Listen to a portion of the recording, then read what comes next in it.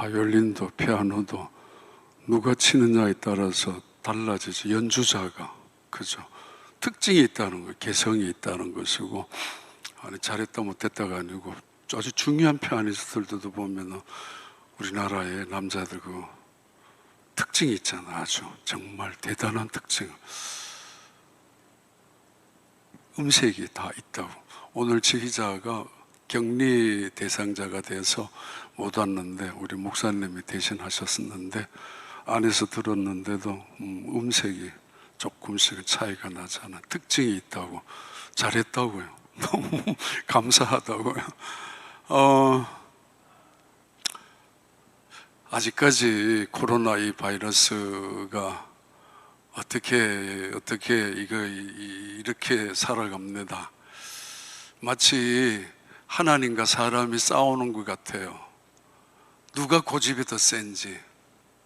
하나님이 처음부터 고의적으로 시작한 일은 아니지만은 마치 하나님이 뭔가를 우리한테 요구하듯이, 근데 우리는 우리대로 고집을 부리는 것 같아요. 누가 꺾이는지 누가 이기는지. 근데 분명한 건 하나님께서는 지시는 분이 아닙니다. 피조물에게 하나님 어떻게 지겠습니까? 우리가 알아서 하자는 거죠. 하나님 지시는 분이 아니니까. 참 인간의 고집은 대단하지만은 하나님도 고집하면은 그 하나님의 좋은 표현으로 하나님의 뜻이지만은 하나님의 고집으로 표현한다면은 이 세상을 지금까지 창조하시고 붙잡고 계시는 분이 하나님이십니다. 신앙의 여정, 전반기 5월달 오늘 요셉의 이야기로 마무리하고 다음 달부터는 신약으로 직접 하나님이 내려오셔서 예수님의 이름으로 아들이라는 표현으로 상징적으로 이 세상에 오셔서 인간들과 마주하며 인간들과 대화하며 인간들과 여정을 거니셨던 그 이야기를 6월달부터 말씀을 드리려고 합니다. 오늘 구약시대 창세기에 나오는 4명의 족장, 아브라함, 이삭, 야곱, 요셉의 4명의 이야기, 하나님과의 신앙의 여정 속에서 일어난 에피소드들, 믿음의 이야기들을 지난 5개월 동안 말씀을 드렸습니다. 그 마무리, 오늘 요셉의 마지막 죽음에 대한 이야기이지만은 그러나 죽음만이 아니라 그의 전 생애를 통해서 가장 중요한 고비, 아니 어쩌면 인생의 가장 중요한 정점에 섰을 때 그가 하나님을 향하여 또 세상을 향하여 고백했었던 증언들의 이야기로 그분의 신앙의 여정, 구약 족장들의 신앙의 여정을 마무리하려고 합니다. 여행이라는 거죠. 여행은 떠나면서 출발합니다. 떠나지 아니하고 여행하는 것은 우리가 실패를 했을 때, 우리가 질병을 얻었을 때, 우리가 때로는 인간관계에 상처를 받았을 때 전혀 떠나지 않은 상태 속에서도 긴 여행을 할 수도 있지만, 그러나 일반적인 여행과 여정이라는 것은 떠나면서 출발합니다. 떠남이란 우리가 익숙했던 자리, 편안함을 제공해준 편리한 자리, 그 자리에서 떠나가는 것을 의미합니다. 떠남이란 때로는 안일함과 나태함에 잠깐, 아니면 어쩌면 익숙하게 머무르게 되어 있었던 그 자리에서 일어서는 것을 의미합니다.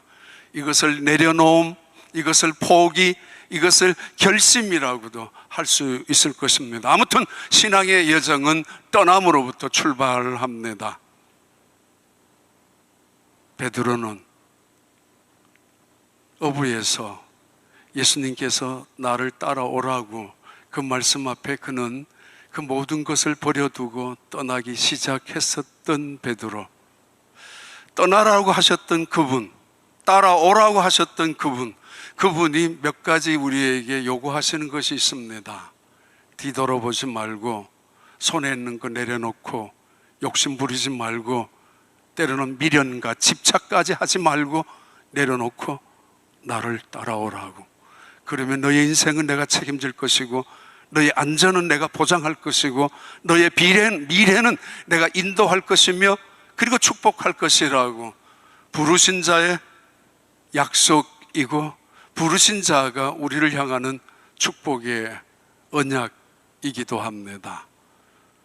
베드로, 예수님께서 바다 위를 올라오셨을 때, 걸어오셨을 때에 만약에 당신이 예수님이라면 나도 걷게 해달라고, 결국은 베드로가 바다 위를 걸어갔지 않습니까? 물 위를 걷다가 빠져버렸지만은, 그러나 이 역사 속에서 물 위를 걸어간 유일한 사람, 예수님 제외하고는 베드로밖에는 없었습니다. 그가 물 위를 걸을 수 있었던 이유는 한 가지입니다. 배 안에서 나왔기 때문입니다. 안전한 것을 보장해 주었던 배 안, 편리하고 편안한 것을 보장해 주고 마치 미래까지 약속을 해주듯이 안전했었던 배 안이지만은, 그가 물 위를 걷기 위해서는 그 안전함을 내려놓아야 하고, 그리고 익숙했던 자리를 포기해야 했습니다. 그래서 그는 배 밖으로 나왔고, 그래서 그는 물 위를 걸어갈 수 있었던 사람입니다. 세상은 이것을 모험이라고 하고, 리스크라는 위기라고도 하고, 어드벤처라고도 말하기도 합니다만은, 그러나 이것은, 성경은 이 사건을, 이 이야기를 믿음의 이야기라고 합니다. 떠나면서 출발합니다. 아무튼 그래야 새로운 일이 우리에게 이루어질 수 있기 때문이고, 이 떠남이란 분명한 목적지가 있어야 합니다. 목적지가 없이 떠남이란 방황하는 것이고 나그네 일뿐이기 때문입니다. 그래서 성경은 우리를 향하여 우리 나그네라는 우리를, 나그네가 아니라 순례자라고 하죠. 목적지가 분명히 있기 때문에. 그렇습니까? 여러분의 목적지가 분명합니까? 천국입니까? 지옥입니까? 목적지가 분명해야 동행자도 분명할 수 있고, 목적지가 분명해야 그곳을 가는 사람들과 함께 여행을 즐길 수 있습니다. 신앙인의 여정 속에 중요한 것은 동행인입니다. 누구와 함께 가는가, 어떤 사람들과 함께 내 여행을 같이 갈 수 있는가 중요하죠. 마음에 들지 않는 사람과 함께하는 하루라고 할지라도 1년같이, 때로는 지옥같이 느껴질 것이지만은, 마음에 맞는 사람과 함께하는 신앙의 여정, 아니면 인생의 여행길이라면은 한 달을 가더라도 마치 며칠을 지나듯이 천국 같은 것을 느낄 수 있기 때문입니다. 우리 솔직히 따져보면은 이미 다 동행인이 결정되어진 사람들입니다. 대부분 바꿀 이유도 없고 바꿀 수도 없습니다. 그러면 중요한 것은 우리 인생의 하나님, 그 하나님을 내 인생의 동행인으로 여기며 살아가는 것, 그분의 마음을 순종하고 뜻을 찾아가며 함께 가는 것, 이것 천국이라고 하지 않습니까? 여행 속에서 더 중요한 거 하나가 있다면 짐이 가벼워야 합니다. 무거울수록 힘들기 때문이고, 옛날에 우리 가족들, 식구들 어디 여행을 가면은 뭐 그냥 가자고 떠들어도, 빨리 나오라고 떠들어도 며칠 전부터 냄비부터 시작해서 밥솥 뭐 별별 반찬까지 다 만들어 가지고, 그러다가 가끔은 뭐 숙소에 가면 냄새 난다고 뭐 그러기도 하고 들고 다니죠. 요즘 그렇게 해가지고 가자 그러면 미쳤어? 그러죠. 누가 그래? 다 카드 하나면 되니까, 원하는 데 가서 사 먹으면 되니까. 짐이 가벼워야 한다는 이야기는 아무거나 다 버려야 된다는 것이 아닙니다. 떠날 때에 내려놓는 거, 떠날 때에 포기하는 것, 이 모든 것 속에서는 버려야 될 것들이 많이 있기 때문에 내려놓으라는 것이고, 버려야 될 것들을 우리는 손에 잡고 있는 어리석음이 있기 때문에 그것을 포기하라는 의미입니다. 우리 너무 많이 움켜잡으려고 하죠. 움켜잡으면 잡을수록 소멸되는 것이고, 움켜잡으면 잡을수록 그만큼 불안한 것이 인생인데, 그것이 탐욕 아닙니까? 가지면 가질수록 만족하고 감사할 것 같은 인생이지만은, 그러나 가져봤잖아요. 가졌는데도 자유롭지 못했잖아요. 오히려 이상하게 공허함이 찾아왔고 쓸데없는 허세만 늘어났고, 그것이 가진 사람들의 모습 아닙니까? 누려본 사람들의 고백이잖아요. 그래서 내려놓는 거 중요합니다. 창세기 39장 1절 2절은 요셉을 하나님께서는 이렇게 떠나가게 하나님은 하셨고, 그 일생을 떠나가면서 그의 일생을 출발시키셨습니다. 요셉이 이끌려 애굽에 내려가매 바로의 신하 친위대장 애굽 사람 보디발이 그를 그리로 데려간 이스마엘 사람의 손에서 요셉을 사니라. 여호와께서 요셉과 함께 하심으로 그가 형통한 자가 되어 그의 주인 애굽 사람의 집에 있으니. 요셉은 자의로 떠난 것은 아니었고, 자기가 결정적으로 선택해서 어떤 탁월함을 추구하기 위하여 어떤 비상한 결심을 내리고, 아니면 새로운 세계를 꿈꾸면서 새로운 자기 인생을 꿈꾸면서 도약하기 위하여 출발한 인생이 아니었습니다. 그는 형들에게 팔렸고 하나님의 손에 이끌려서 사실은 떠나게 된 사람이 요셉입니다. 그런데 마지못해서 인생을 살아간 인생이 아니었고, 죽지 못해서 나 끌려온 인생이니까, 난 노예로 살 수 없는 인생이니까 그렇게 변명하면서 살아간 인생이 아니었습니다. 만약에 그가 입으로 떠들고 있었다면 일은 안 하고 그 인생의 발전적인 것을 추구하지 아니하고 살아갔다면 그는 노예로 끝나버리고 말았을 것입니다. 우리 인생도 때때로 우리가 원하지 않는 길을 등 떠밀다시피 해서, 밀리다시피 해서 나의 결정적인 어떤 선택이나 의지와 상관없이 이 땅에서 살아갈 수가 있고, 여기까지 와서 살아갈 때도 있고, 또 이 자리에서 예배를 드릴 수도 있습니다. 그때 어떻게 이 여행을 즐길 수 있습니까? 이 여정을 함께 할 수 있습니까? 누구와? 하나님은 요셉이 팔리는 순간부터 요셉과 함께 하셨고, 아니 어쩌면 요셉이 애굽 땅에 내려가기 전에 이미 하나님은 그곳에 가 계셨고 그를 기다리셨고, 그리고 하나님은 요셉이 그 보디발 장군 집에서 일하는 순간에 함께 하셔서 형통케 하셨고, 요셉이 하나님과 함께 하시는 것을 바라보았던 보디발 장군이 알았고, 그리고 그 사실 속에서 보디발은 이 요셉을 승진시키기 시작하지 않습니까? 아무나 줄 잘 서서 직장에서 승진하는 거 아닙니다. 아무나 윗사람에게 아부 잘해가지고 그 회사 책임자로 올라가는 거 아닙니다. 어느 회사가 망할 줄 뻔히 알면서 능력도 안 되는, 실력도 안 되는, 믿을 수 없는 사람에게 자기의 집안 모든 일을 맡길 수 있겠단 말입니까? 보니까 일을 잘해요. 자기 일만 하는 게 아니고 남의 일까지 해요. 마음을 열면 눈이 열리고, 눈이 열리면 일이 보이고, 일이 보이면은 일을 시작하는 거잖아요. 내 일 끝났다고 손 놓고 기다리는 것이 아니라 남의 일까지, 심지어 주인의 일까지 눈에 보이기 시작하고 주인의 목까지 일을 하기 시작합니다. 주인이 어느 날 깜짝 놀랍니다. 아니 어떻게 저럴 수가 있는가? 꼭 내 마음처럼, 꼭 어떻게 내 뜻처럼, 내 생각처럼 일을 할 수 있단 말인가?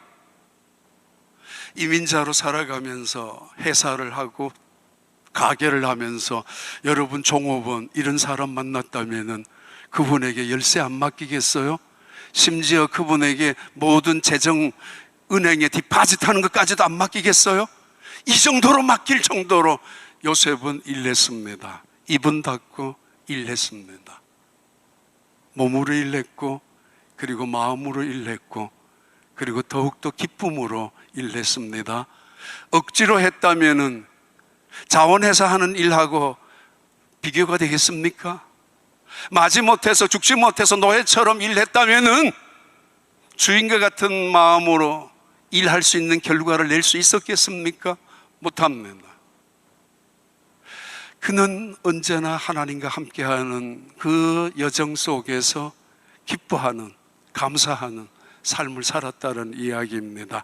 창세기 39장 1절 2절은 하나님께서 그와 함께 하심으로 형통케 되셨고, 하나님과 그가 함께 하는 것을 보디발이 보았고, 그리고 은혜와 인자를 하나님께서 더하시는 것을 또 보았고, 그래서 이 보디발은 이 노예 출신이었던 이 요셉을 승진시키고 또 승진시키고 마침내 최고의 자리, 총무의 자리, 주인의 자리까지 올라가게 했었습니다. 그리고 온 세상을 다 맡기는 것 같았지만은 그 아내만은 맡기지 않았습니다. 넌 내가 내 자리까지 올라오게 한 주인처럼 행세하는 거지만 넌 주인이 아니야. 깨달아야 돼. 너 이 아내는 내 아내야. 마치 11조를, 마치 주일 성수를 우리에게 가르쳐 주듯이 요셉의 출세는 온 세상에서 최고의 출세인 것처럼 한 가정의 최고의 자리에 올라갔지만은 보디발은 분명히 한 개 깨닫게 합니다. 이 여자는 내 아내야. 너 정신 차리고. 정신없이 사장 자리까지, 회장 자리까지 올라왔지만 넌 나의 종이야. 마치 하나님께서 말씀하신 것 같지 않습니까? 마치 하나님께서 형통케 하여 주시는 은혜 속에서 이 요셉을 너는 언제나 내가 함께함으로 형통한 사람이 되었다라는 것을 가르쳐주고 있는 것 같이 보여주고 있습니다. 아무튼 이 신앙의 여정은 떠남에서 출발했고, 이 떠남 속에는 하나님이 함께하여 주시는 보호하심과 하나님이 인도하여 주시는 축복하심과 하나님의 능력이 나타나는 영광스러움이 임하는 그 신앙의 여정이 애굽 땅에서 아버지 집에서 떠나면서 형들에게 미움을 받아서 팔려왔으면서 시작된 신앙의 여정이었고 축복이었고 은혜였습니다. 여러분의 신앙의 여정은 끌려왔던 인생처럼 옛날에 내 좋아하는 사람하고 살 걸 뭐 그러면서 지금도 가슴 치고 있습니까? 아니면 그 사람 말 듣지 말고 한국에서 그냥 집 팔지 말고 있을 걸 그러면서 후회하고 계십니까? 아니면은 여러분의 신앙의 여정은 기쁨으로 나아가고 있습니까? 만약에 기뻐한다면, 행복하다면, 감사하다면 그 이유가 무엇입니까? 좋은 사람이 곁에 있기 때문입니까? 아니면 하나님 때문입니까? 도대체 재수가 어떻게 간수장의 역할을 할 수 있어요? 도대체 이 재수를 어떻게 믿을 수가 있다고? 간수장이 이 노예 출신이었던 이 요셉이 재수가 되었잖아요. 누명을 쓰고. 그런데 이 재수였던 이 요셉에게 열쇠를 다 맡겼고 감옥의 모든 재반 업무를 맡겨놓았어요. 얼마나 정직했으면, 얼마나 진실했으면, 얼마나 믿을 수 있었으면 말이에요. 세상에 이럴 수가 있어? 이런 일이 있을 수가 있어? 재수에게 모든 감옥의 열쇠를 맡길 수가 있냐고요. 그런데 간수장은 요셉에게 모든 열쇠를 맡겨놓았습니다. 괜찮아. 온 세상 다 못 믿는다 할지라도 나는 요셉은 믿을 수 있어. 왜? 요셉과 함께 하시는 하나님이 그를 붙잡고 계시고 요셉을 지금까지 지켜주시고 인도하시는 그 하나님이 그의 곁에 있는 것을 간수장도 보았잖아요. 성경은 언급하지 않습니까? 하나님이 감옥에서도 요셉과 함께 하셨다고. 신앙의 여정이란 고난의 길을 가는가, 때는 고통 속에 여행을 하고 있는가가 중요한 게 아니라 누구와 함께 하느냐가 중요하다는 이야기입니다. 아무튼 이 신앙의 여정의 떠남은 요셉은 하나님과 함께 함으로 아름다운 동행을, 아름다운 행복한 동행의 여행을 하고 있는 중입니다. 두 번째로 넘어가면은 그의 삶의 또 다른 정점에서 이 요셉은 이렇게 고백합니다. 창세기 41장의 말씀입니다. 흉년이 들기 전에 요셉에게 두 아들이 나되 곧 온의 제사장 보디베라의 딸 아스낫이 그에게서 나은지라. 요셉이 그의 장남의 이름을 므낫세라 하였으니 하나님이 내게 내 모든 고난과 내 아버지의 온 집이를 잊어버리게 하셨다 하며 차남의 이름을 에브라임이라 하였으니 하나님이 나를 내가 수고한 땅에서 번성하게 하셨다 함이었더라. 요셉, 하나님과 함께한 신앙의 여정 13년이 지났습니다. 노예로서, 제수로서 13년이 지난 30세가 되던 해에 요셉은 국무총리가 됩니다. 애굽 땅에서. 그리고 다시 7년이 지납니다. 37세, 38세가 되는 어느 날 수많은 애굽 사람들이 모여 있는, 바로 왕도 있고 수많은 애굽 민족들이 있는 그 자리에서 요셉이 이렇게 간증합니다. 마치 성공 사례를 발표하듯이 마치 반전을 일으켰던 이 세상의 대단한 입지적인 인물들이 영웅담을 이야기하듯이 성공 스토리를 명사들이 강의하듯이 그 자리에서 수많은 사람들이 테이블에 모여가지고 파티가 벌어지고 있는 그 순간에 요셉이 말합니다. 모든 사람들이 요셉을 주목하고 있죠.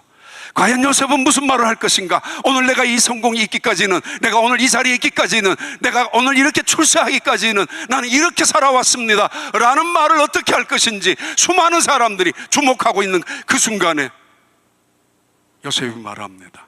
여러분, 내 아들입니다. 므낫세입니다. 여러분, 내 아들이에요. 에브라임이에요. 이렇게 말하고 있습니다.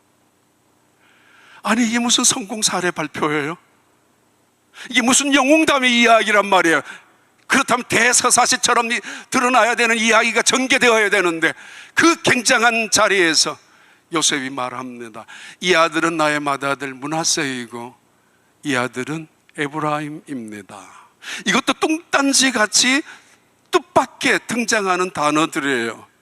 41장 전반부에 보면은 7년 동안 풍년이 일어났는 애굽 땅을 이 요셉이 어떻게 통치하고 어떻게 다스렸는지, 사실은 그 당시에 요셉은 운하를 파서, 지금도 요셉의 운하라고 불리워지는 땅이 있을 만큼 운하를 파서 강을 만들었고, 그 풍년이 되는 7년 동안 수많은 곡식들을 사가지고 정부의 창고에 가득가득 쌓아 놓았습니다. 이때 그 애굽의 중간 관리들이, 악덕 업주들이 또는 악덕 공무원들이 있었는데 이 사람들이 요셉을 비방하기 시작하죠. 요셉이 통치를 사실은 7년을 앞두고 흉년이 들 것을 미리 계산하면서 정치를 하고 있으니까 자기들이 돌아가야 될 이익, 탐욕 전부 다 그것 때문에 요셉을 비방하지만은, 그러나 온 세상은 요셉을 지지합니다. 백성들도 지지합니다.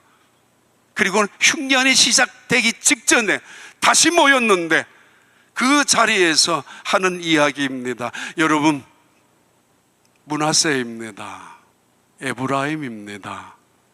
왜요? 므낫세, 내가 지난날 살아왔던 나의 아픔과 나의 고난, 내 아버지의 집에서 있었던 일, 그리고 보디발 장군의 집에서 있었던 일, 당했던 일, 그리고 제수로서 살았던 모든 일들을 하나님께서는 잊어버리게 하셨단 말입니다. 그 므낫세라는 이름 앞에 다 포함되어져 있는 내용이고, 그 내용을 이 요셉은 많은 사람들에게 고백하고 있습니다. 므낫세입니다. 이유는 내가 그렇게 지었습니다. 아니, 하나님이 나의 모든 아픔과 나의 고난을 잊어버리게 하셨다는 뜻이고, 나는 이 므낫세를 바라볼 때마다 내 아픔과 고난을 씻어버렸습니다. 역사란 관점이 대단히 중요합니다. 이 세상의 모든 것들이 다 그래요. 어떤 비유 포인트를 가지고 세상을 바라보느냐. 하나님의 관점은 구원이라는 관점 속에서 역사를 해석하고 이루어가고 있습니다. 이 역사의 사건 속에서 나타나는 모든 일들을 어떻게 해석하느냐에 따라서 때로는 그것이 불평이 될 수도 있고 때로는 은혜와 감사가 될 수 있습니다. 요셉, 그는 역사의 해석을 하나님의 관점으로 해석하지 않습니까? 당신들이 나를 팔았지만은, 나를 판 사람은 당신들이 분명하지만은 당신들을 구원하기 위하여 하나님이 나를 먼저 보내셨다라고 역사를 구원의 관점으로 해석하고 있고, 역사를 하나님의 그 프레임, 틀 안 속에서 이 세상을 바라보고 있습니다. 그렇게 보니까 그 프레임, 그 틀 속에서 일어나는 많은 크고 작은 사건들은 하나님의 섭리요, 하나님의 은혜입니다. 잊어버렸다고. 그리스도인의 영성이란 고난을 이겨나가는 힘이죠. 고난 앞에서 쓰러지는 것이 그리스도인의 영성이 아니라, 고난 속에서도 굴복해버리는 것이 그리스도인이 가지고 있는 믿음의 크기가 아니라, 고난을 이겨내는 힘, 그리스도인의 영성이라면 그리스도인이 가지고 있는 지성은 사건을 해석하는 지혜입니다.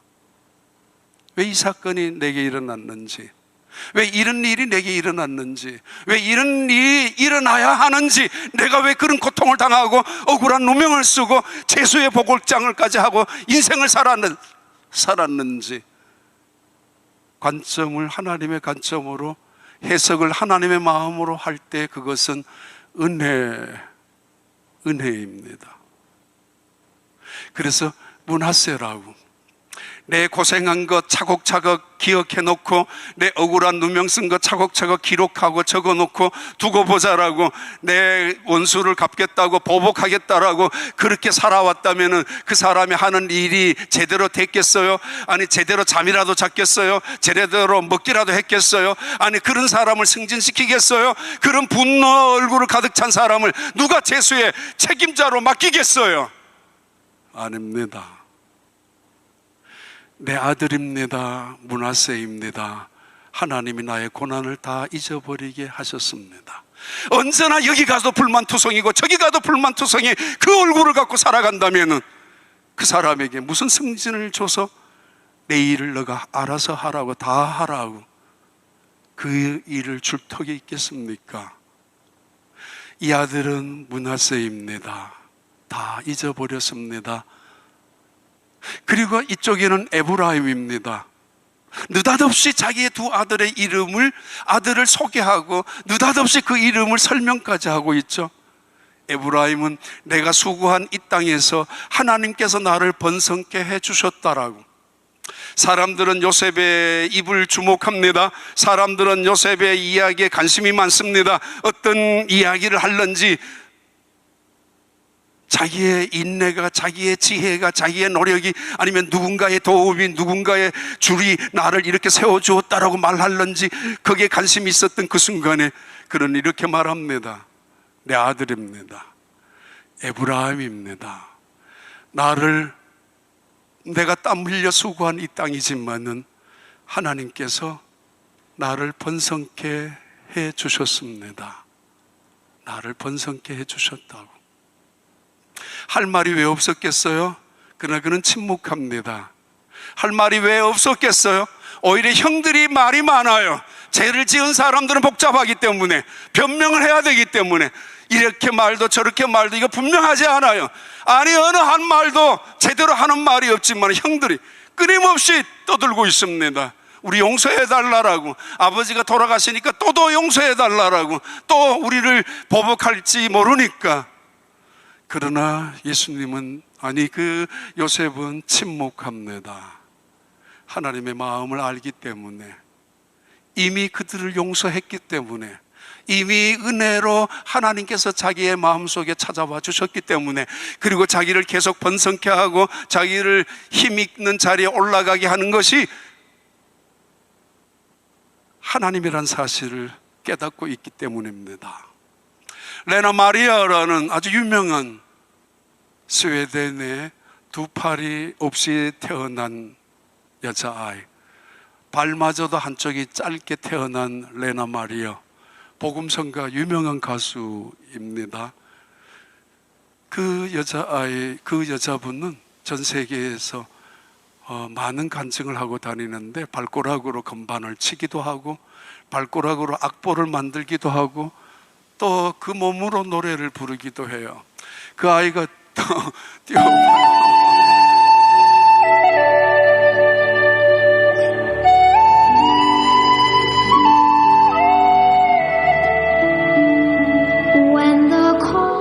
When I sing my songs, they are sometimes received with a deeper understanding because of my life situation. I sing because I'm so thankful for what life has given me.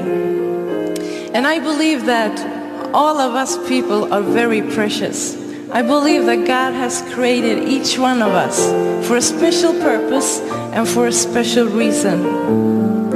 And 맨 처음에 마리아가 태어났을 때 의사가 그랬대요. 이 아이 안 됩니다. 당신들은 못 키웁니다. 특별장애인 시설에 맡겨야 합니다. 도저히 키울 수 없습니다. 아버지가 그런 의사에게 이렇게 이야기했대죠. 왜요? 하나님이 나에게 주신 특별한 선물인데 우리가 왜 이 아이를 다른 데 맡기겠습니까? 그러면서 이 아이를 훈련시켰대죠. 수영 선수이기도 해요. 팔도 없으면서. 전세 세계를 다니면서 하나님은 선하시다라는 사실을 찬양하고 노래하고 있죠. 아버지가, 어머니가 이 아이는 내 딸입니다. 아니, 하나님께서 내게 맡겨주신 가장 큰 축복이라고. 요셉의 이야기죠. 이 아들은 므낫세요. 이 아들은 에브라임입니다. 다 내려놓았다는 이야기이기도 해요. 2003년도, 2006년도에 나왔던 책인데 이용규라는 그분, 한국에서 굉장히 베스트셀러가 되었죠. 한 번 나와서 58세, 60세, 60번이나 인쇄할 만큼 출판을 할 만큼 굉장한 책이 내려놓음이라는 책이 있는데 그 내려놓음의 책 속에서 이런 이야기를 합니다. 우리가 내려놓는 거, 우리가 포기한다는 것은 언제나 하나님께서는 새로운 계획이 있다라는 사인이고 더 좋은 거, 영원한 것들을 우리에게 주시겠다라는 하나님의 사인과 약속이라고. 어느 날 이 이용규라는 그분이 몽골 이레 교회에 목회를 하는데 이분의 책이 처음에 많이 팔렸던 이유 중에 하나가 학벌이 워낙 좋았기 때문에 그래서 보면은 당장 이분 이런 분이구나. 하버드에서까지 공부 마치고 그리고 몽골로 간 선교사니까. 이레 교회를 하는 어느 날 땀을 뻘뻘 흘리고 예배당에 찾아온 한 여자 자매가 있었습니다. 그리고 예배를 마치고 아니 왜 그랬느냐고 그러니까 아침에 일어나니까 자기 소 외양간에 있는 소 한 마리가 없어져 가지고 소를 찾으러 온통 돌아다니다가 보니까 해가 벌써 중천에 떠가고 있는데 오늘 주일이고 오늘 예배를 드려야 되는데 그러는 순간에 다시 소 잡는 거를 멈추고 다시 예배당으로 쫓아와서 그러니까 땀이 범벅이 된 채로 예배를 드렸다고 먼저 하나님께 손은 내려놓고 몽골에서 소 굉장한 가치 있는 거죠. 말도 그렇지만 손은 더더욱. 그런데 예배 후에 그 이야기를 하고 나서 모두가 문 밖에 문을 열고 나갔는데 그 자매 벌러리라는 이 자매가 찾고 있었던 소가 예배당 문 앞에서 어슬렁 거리고 기다리고 있었습니다. 소가.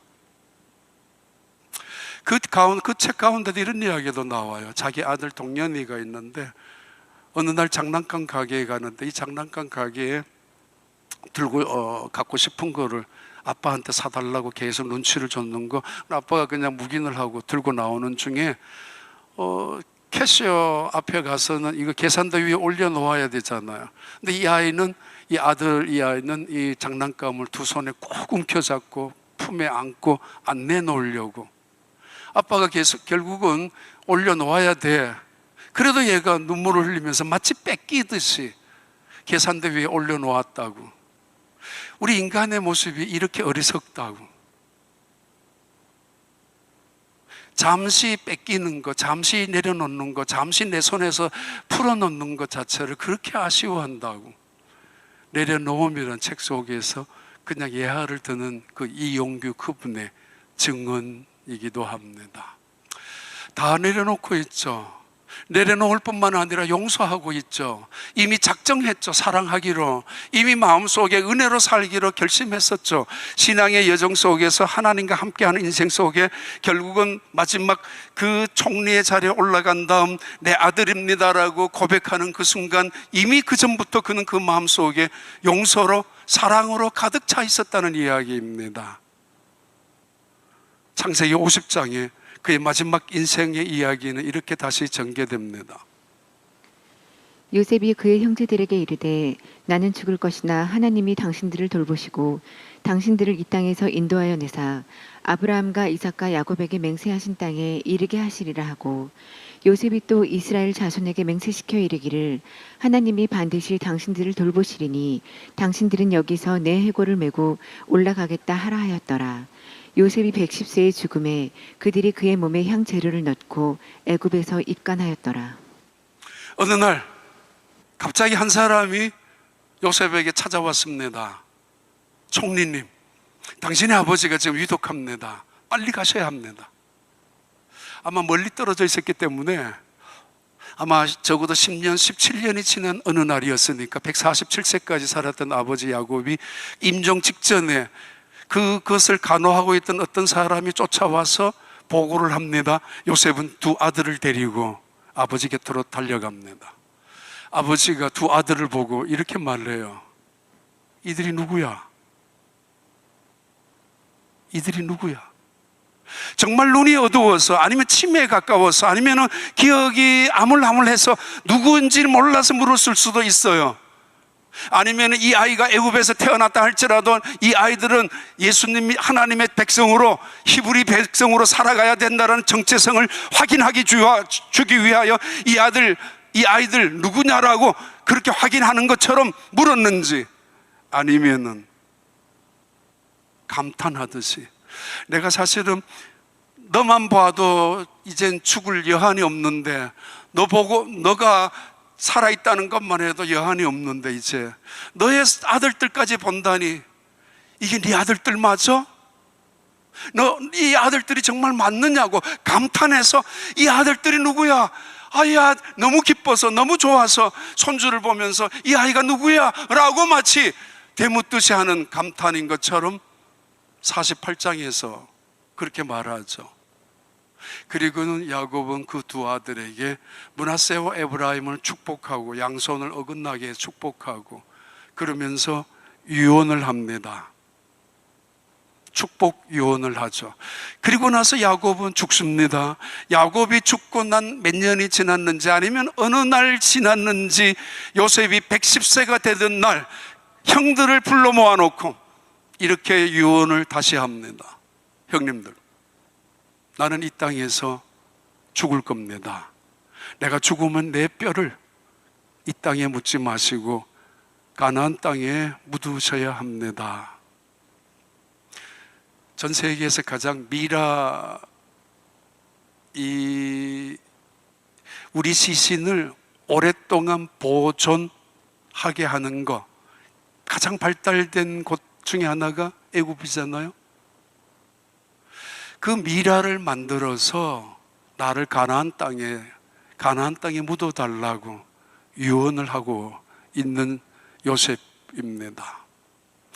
형들은 지금 사실은 요셉이 아버지가 돌아가시고 난 다음 자기들을 감옥에 또 집어넣을까봐, 자기들에게 보복할까봐 언제나 불안하죠. 죄라는 이런 것입니다. 아무리 숨겨도 불안하기 짝이 없습니다. 그리고 죄라는 것은 언제나 변명이 많습니다. 아버지가 살아계실 때 유언했지 않느냐라고 유언을 조작하기도 하고, 아니면 그것을 계속 변명 삼아서 그 요셉에게 떠들고 있는 그 형들에게 요셉은 이렇게 말합니다. 내가 어찌 하나님을 대신하겠습니까? 그런데 내가 부탁이 있습니다. 형들한테 내 죽음을 이야기한다는 이야기는 요셉이 지금 건강이 좋지 않다는 이야기잖아요. 형들이 훨씬 더 오래 살았다는 거잖아요. 아브라함은 175세, 아브라함 175세, 이삭은 180세, 야곱은 147세, 그리고 요셉은 110세. 그 족장시대 속에서 이 요셉이 나이가 제일 젊게 죽었어요. 물론 오래 살았다는 게 다 축복은 아니지만은 그래도 아버지도 고생했으니까 147세, 자기 아버지 이삭만큼 할아버지 아브라함만큼 못 살다 할지라도 이 이삭이라는 요셉은 오래 살았어야 하잖아요. 총리까지 올라갔는데, 그런데 마음고생이 얼마나 심었지 않겠습니까? 솔직히 아무리 잊어버렸다 할지라도 제대로 음식 영양가 있는 거 먹었겠습니까? 총리가 되었다 할지라도 자불안석이 없고 남의 나라 사람이 이방 나라 출신이 총리까지 올라갔는데 어떻게 사람들이 그냥 내버려 둘 수 있겠습니까? 그는 110세에 죽음을 맞이합니다. 그런데 그는 유언을 합니다. 형님들, 나는 이 땅에 나를 묻지 마세요. 나는 가나안 땅에 가야 합니다. 이 유언대로 출애굽기 13장에 이스라엘 백성들이 애굽에서 나오면서 이 광경, 아주 웅장하고 그리고 거룩한 광경이 등장하죠. 출애굽기 13장입니다. 그러므로 하나님이 홍해의 광야길로 돌려 백성을 인도하심에 이스라엘 자손이 애굽 땅에서 대열을 지어 나올 때에 모세가 요셉의 유고를 가졌으니 이는 요셉이 이스라엘 자손으로 단단히 맹세하게 하여 이르기를 하나님이 반드시 너희를 찾아오시리니 너희는 내 유고를 여기서 가지고 나가라 하였음이더라. 요셉이 죽고 나서 적어도 300년 이후에 모세를 통해서 이스라엘 백성들이 200만 명이 애굽에서 출애굽할 때 그들의 그 군중들 앞에, 그 엄청난 군중들 그 행렬 앞에 제일 앞장섰던 것이 요셉의 해골, 요셉의 유골이었습니다. 얼마나 장엄했고 얼마나 거룩한 모습 아닙니까? 뭘 의미해요? 하나님의 백성은 이 땅이 마지막이 아니다. 하나님의 백성은 애굽 땅이 출세하고 성공한 자리라 할지라도 그 땅에 묻혀 있는 것은 아니다. 약속의 땅, 언약의 땅, 가나안 땅으로 가는 것이라고. 그리고 더욱 중요한 것은 이스라엘 모든 백성이 바라봅니다. 하나님이 얼마나 신실하신 분인가, 하나님은 얼마나 살아계신 분인지, 하나님은 역사를 주관하시는 분인지, 하나님은 구원의 하나님인지, 그 요셉의 유고를 바라보는 온 이스라엘 민족들은 다 깨닫기 시작하지 않습니까? 더 나아가서 여호수아서 24장에는 이 뼈를 세겜 땅에 묻고 있죠. 이것까지 기록하고 있어요. 또 이스라엘 자손이 애굽에서 가져온 요셉의 뼈를 세겜에 장사하였으니 이곳은 야곱이 베크시다를 주고 세겜의 아버지 하몰의 자손들에게서 산 밭이라. 그것이 요셉 자손의 기업이 되었더라. 한 인생의 죽음의 이야기, 유언의 이야기, 그리고 그 유언대로 300년이 지난 다음 그 해골을 가지고 나오는 이야기, 그리고 나서 40년이 지난 다음 세겜 땅에 그 해골을 세겜 땅에 야곱의 그 무덤이 있는 땅에 묻었던 이야기, 이 이야기가 성경에 몇 번이나 있었습니까? 요셉 외에는. 우리에게 무엇을 가르쳐줘요? 하나님의 약속은 반드시 지켜지는 것이고, 그리고 하나님의 언약은 이 세상의 해골로 끝나는 것이 아니라 하나님의 나라에 있다라고. 인생의 여정에 가장 중요한 것은 목적지라고 그랬죠. 천국을 가고 있습니까? 아니면 지옥으로 가고 있습니까? 하나님과 함께 하시고 계십니까? 아니면은 세상과 함께 하고 있습니까? 지금까지 세상 사람들은 요즘은 수없이 많은 사람들 이야기에 마일리지 쌓고 있다고. 카페에 가서도 음식 하나 사더라도, 커피 하나 마시더라도, 식당에 가더라도, 물건을 사더라도, 크레딧 카드를 하더라도 항상 확인합니다. 비행기를 타더라도 끝나고 나더라도 또 확인해요. 마일리지 뭐를 쌓았는지, 얼마나 쌓았는지, 마치 그게 내 재산인 것처럼, 마치 내 인생의 무슨 훈장인 것처럼, 그리고 나중에 무슨 비행기 티켓 하나 얻는 것이 대단한 상장인 것처럼 마일리지를 쌓고 가지만은, 구약의 족장들의 인생은 마일리지를 쌓으면서 인생을 살아간 것이 아니라 언제나 믿음의 재단을 쌓았고 기도의 재단을 쌓았고, 아니 하나님의 언약의 말씀을 붙잡고 살아온 인생이 저들의 인생이었습니다. 95세로 돌아가셨던 넬슨 만델라, 93세 때, 그의 93세 생일 때 남아프리카 공화국에선 1200만 명의 학생들이 오전 8시 5분에 만델라의 생일 축하 노래를 불러주었습니다. 기네스북에 올라있죠. 전 세계에서 최고로 많은 사람들이 함께 불렀던 생일 축하의 노래, 넬슨 만델라 대통령의 생일 축하 노래였습니다. 왜 그랬을까요? 정치가로서는 능력과 역량은 잘 모르겠어요. 그러나 이 세상 수많은 사람들 속에 존경받는 가장 으뜸되는 사람 중에 한 사람이 만델라입니다. 그는 감옥에서 27년 동안은 있었지만은 증오심을 품고 나와서 자기를 감옥에 보냈고, 그리고 고문했었던 그들을 보복하지 않았습니다. 백인들을 향하여 다시 싸우자라고 떠들지 않았습니다. 그리고 흑인들을 향하여 너는 우리 편이니까 내가 너희 이 자리 모든 자리를 너희들에게 다시 주겠다라고 약속하지도 않았습니다. 잊어버렸습니다. 용서합니다. 화해합니다. 평화를 이루어가게 합니다. 남아프리카 공화국에 흑인과 백인들이 그래도 연합정책, 연합정부, 평화를 이루어가게 된 씨앗을 뿌린 사람이 바로 넬슨 만델라입니다.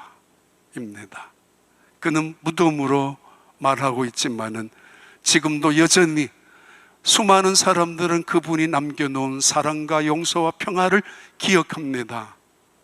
죄송해요. 이거 하나만 하면은 강영우라는 박사님 너무너무 알겠죠. 우리 교회도 한 3번 오셨는데, 내 눈에는 희망만 보인다, 내 눈에는 희망 외에는 보이지 않는다라는 마지막 책 유고잡이죠. 2012년에 내 눈에는 희망만 보인다고. 사람들은 그 눈으로 얼마나 갑갑하지 않느냐고, 얼마나 답답하지 않느냐고. 중학교 때 축구공에 맞아서 실명하고 그것 때문에 어머니 돌아가시고 누나는 고아원으로 가고 자기 혼자서 어렵게 학교 졸업하고 미국에 와서 피츠버그 공부하고 나중에 백악관에 들어가서 정책 차관보까지 장애인들의 그 자리까지 올라갔는데, 그래도 사람들이 묻는 데죠. 얼마나 갑갑하지 않느냐라고. 그때마다 그분은 대답합니다. 아니라고. 나는 너무 눈부시게 살아온다고. 내 앞이 너무 눈이 환하다라고. 그래서 나는 선글라스를 끼고 산다고.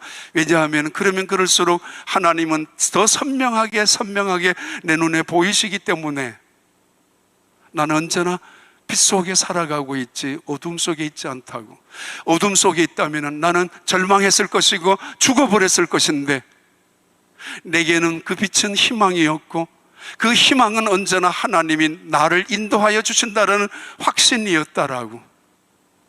만약에 살아도 희망이 없다면 죽은 거나 없지 않겠느냐라고. 히브리서 11장 이렇게 결론을 드리고 있습니다. 우리 같이 읽습니다. 믿음으로 요셉은 임종시에 이스라엘 자손들이 떠날 것을 말하고 또 자기 뼈를 위하여 명하였으며. 기도합니다. 하나님 아버지, 우리가 어디에 우리의 뼈를 묻을 것인지, 우리가 우리 자녀들에게 가끔은 고백하듯이 유언하듯이 살아가지만은 우리의 영혼 하나님의 나라에 갈 것을 믿는 믿음으로 그 소망이 우리의 소망이 되게 하여 주시고, 오늘 또 코로나 바이러스로 인해 심하게 온 세상이 흔들리고 있지만은 우리의 소망 되신 하나님을 바라보며 영원한 안식처인 하나님의 나라를 향하여 걸어가는 저희들, 하나님과 함께하는 신앙의 여정이 복되게 하시고 감사하게 하여 주시고, 그리고 아름답게 하여 주시옵소서. 예수님 이름으로 기도하옵나이다.